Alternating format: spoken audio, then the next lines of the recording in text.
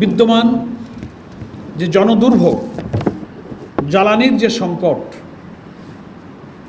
হাস্যকরভাবে জ্বালানি মন্ত্রী এবং অন্যান্য মন্ত্রীরা পার্লামেন্টে দাঁড়িয়ে বলেন দেশে কোনো জ্বালানি সংকট নেই, অথচ উনি যখন কথা বলছেন তখন পার্লামেন্টে লম্বা লম্বা গাড়ির লাইন, পার্লামেন্ট নয়, পেট্রোল পাম্পগুলোতে তেলের জন্য গাড়ির লাইন, শহরে গাড়ি চলাচল কমে আসছে, গুরুত্বপূর্ণ ব্যক্তিরা তেল পাচ্ছেন না। ইভেন পার্লামেন্টে জাতীয় সংসদ সদস্যরা দাঁড়িয়ে ক্ষোভ প্রকাশ করছেন যে ঘন্টার পর ঘন্টা আমিও নিজে তেল নিতে পারি নাই, অথচ সেই পার্লামেন্টে মন্ত্রীরা বলেন জ্বালানি সংকট নেই।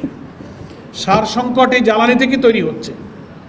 কৃষি, আধুনিক যন্ত্রপাতি, এখন ফসল কাটা, ফসল তোলা, মাড়াই করা, প্রত্যেকটি জায়গায় আধুনিক যন্ত্রপাতি ব্যবহৃত হচ্ছে, যার জন্য জ্বালানির প্রয়োজন। সামনে বড় মৌসুম, সার সংকট, হাম পরিস্থিতি উদ্বেগজনক। প্রায় 1.5 লক্ষের মতো হামের রোগী সংকটপূর্ণ অবস্থায় বিভিন্ন হাসপাতালে। স্বাস্থ্য খাত একেবারেই ভেঙে পড়েছেন। পার্লামেন্টে স্বাস্থ্যমন্ত্রীর বিবৃতি, বক্তব্য আর হাসপাতালগুলোর চেহারা একেবারেই বিপরীত। আইন শৃঙ্খলা পরিস্থিতির চরম অবনতি, চাঁদাবাজি আবার চলছে, মারামারি দখলদারি আবার চলছে, খুন খারাপি চলছে। বিভিন্ন জায়গার কমিটি, নানান জায়গার সমিতি কমিটিতে সেই কর্তৃত্ববাদী শাসনের মতো এখন দখলবাজি শুরু হয়েছে। দখল হচ্ছে, বাতিল হচ্ছে, এবং একটা দলের নেতৃত্বে দেশ যেন আবার সেদিকে চলে যাচ্ছে। আর ব্যাংক খাত একেবারেই ধ্বংস করার দিকে ওনারা চলে গেছে। এমন কোনো নজির আছে কিনা একটা সরকার ক্ষমতা এসে 1-1.5 মাস যে পারে নাই 40-42 হাজার কোটি টাকা শুধু ব্যাংক থেকে ঋণ করেছেন, আর ব্যাংকগুলো দখল করে নিজেদের সিন্ডিকেটওয়ালা লোকদের হাতে ব্যাংক তুলে দিয়ে সাধারণ গ্রাহক কোটি কোটি যারা আমানত রেখে এখন চরম উদ্বিগ্নতার জন্য রাজপথে নামছেন, বক্তব্য রাখছেন, কথা বলছেন।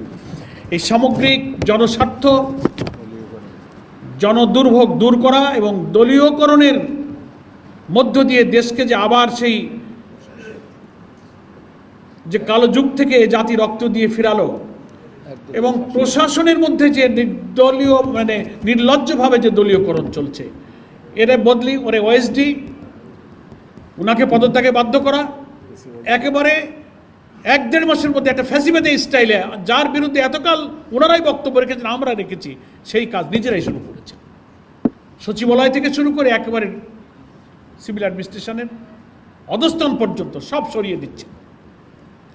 তো ফলে আমরা দেখছি যে শাসন ব্যবস্থার, রাষ্ট্র ব্যবস্থার কোনো গুণগত পরিবর্তন হয়নি। সে কারণে এর একমাত্র সমাধান হচ্ছে জুলাই সনদে যে সংস্কারের ব্যাপারে জাতি ঐক্যবদ্ধ হয়ে সম্মতি দিয়েছিল, সবাই সংস্কারের পক্ষে।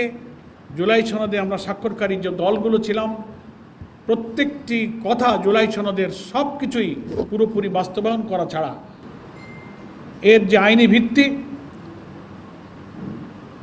আমাদের সংবিধান সংস্কার পরিষদের অধিবেশন আহ্বান এবং সেটাকে এই জুলাই সনদকে আইনে রূপান্তরিত করে সংবিধানের অংশ হিসেবে যুক্ত করা, এই ছাড়া আমাদের সামনে আর কোনো সমাধান নেই।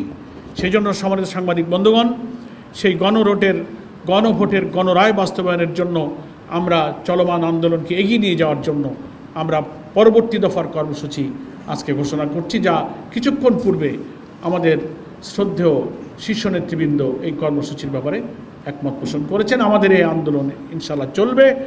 দফায় দফায় শীর্ষ নেতৃবৃন্দ পরিস্থিতির আলোকে এই গণভোটের গণরায় বাস্তবায়ন শীর্ষে, আর প্রত্যেকটি সময়ের চলমান জনদুর্ভোগ সম্পর্কে আন্দোলনও আমাদের ইস্যুতে থাকবে। দৈনিক আজকের বাংলা .net